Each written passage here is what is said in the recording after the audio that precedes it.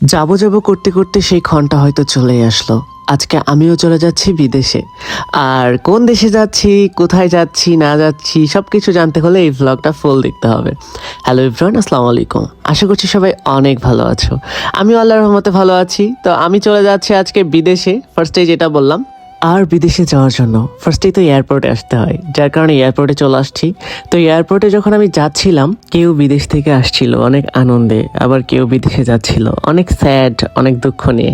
তো যাই হোক না কেন, তো সব কিছু মিলিয়ে না এই ব্যাপারটা অনেক দুঃখেরও আবার অনেক সুখেরও। কারণ এই বিমানবন্দরটা এমন একটা বিমানবন্দর যেখান দিয়ে সবাই বিদেশে যায়, সবাইকে রেখে যায় অনেক কষ্ট ভরা স্মৃতি রেখে।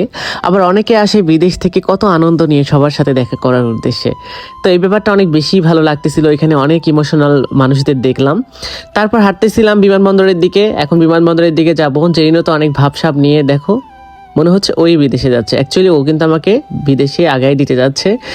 তারপর টার্মিনাল থেকে অনেক কিছু নিলাম বলতে টার্মিনালের সামনে অনেক কিছু বিক্রি করে, যারা অনেকে বিদেশে নিয়ে যায়। তো ওখান থেকে কিছু কিছু জিনিস কিনে নিয়ে যাইতে পারে, যার কারণে আমিও কিছু কিনে কিনে নিলাম। আমি যে এত বড় হয়েছি কখনোই না টার্মিনালে আসি নাই, অর্থাৎ কোনো বিমানবন্দরের টার্মিনালে আসি নাই। This is the first time for me. আর আমার কাছে এত এত ভালো লাগতেছিল, সিনারিটা খুব ভালো লাগতেছিল। বাট বাংলাদেশের বিমানবন্দরের অনেকটাই বেহাল দশা হয়ে গেছে। সিনারিগুলো যতই সুন্দর হোক না কেন, অনেকটাই অপরিষ্কার হয়ে গেছে। যেমন বিদেশি বিমানবন্দরগুলো অনেক নিট অ্যান্ড ক্লিন থাকে, বাংলাদেশেরটা ওরকমটা আমার কাছে লাগে নাই। তারপর একটা কার আসলো। গাইস, এই কারটা কিন্তু আমাকেই নিতে আসছে। তাহলে কি আমি বিদেশে যাচ্ছি না?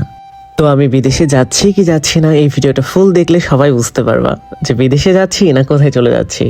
তো যাই হোক, জেন আর আমি দাঁড়ায় অনেক লুক নিলাম ক্যামেরার সামনে। আমাদের কেমন লাগতেছে তোমরা অবশ্যই সবাই জানাও। আর সেখানে গিয়ে তো অনেকেই টার্মিনালের সামনে ওয়েট করছিল, যার কারণে আমাকেও অনেক ওয়েট করতে হলো। এক একটা গেট খুলে দিবে, দেন সবাইকে এন্ট্রি করাবে যার যেই ফ্লাইট সেই রুটে। তো আমার কাছে অনেক বেশি ভালো লাগতেছিল ব্যাপারটা। আর অনেকেই ওমরা করতে যাচ্ছিল, যেহেতু এটা ওমরার সিজন চলতেছে। বলতে গেলে সবাই যাচ্ছে ওমরা করতে, মোটামুটি যাদের একটু সামর্থ্য আছে। তো সবাই এজন্য ওমরার মানুষজন বেশি দেখলাম আর কি। যারা যারা আমার এই ব্লগটা দেখছো হয়তো ভাবছো কিরে বিদেশে যাচ্ছে আবার হাতে বস্তা কেন, বস্তা নিয়ে কোথায় যাচ্ছে, আর মেইন রোডে কেন চলে আসলো? তো গাইস, আমি বিদেশে যাচ্ছি না। আমি গিয়েছিলাম, আমার আম্মু আমার জন্য অনেক কিছু পাঠিয়েছিল গ্রাম থেকে, তো সেগুলো বিমানবন্দর রেল স্টেশনে নিতে গিয়েছিলাম। আর সেখান থেকে সেই বিমানবন্দরের টার্মিনালটা দেখে আসলাম। সব মিলিয়ে আজকের অভিজ্ঞতাটা না অনেক বেশি সুন্দর ছিল, আর অনেক বেশি ভালো ছিল। Thank you so much.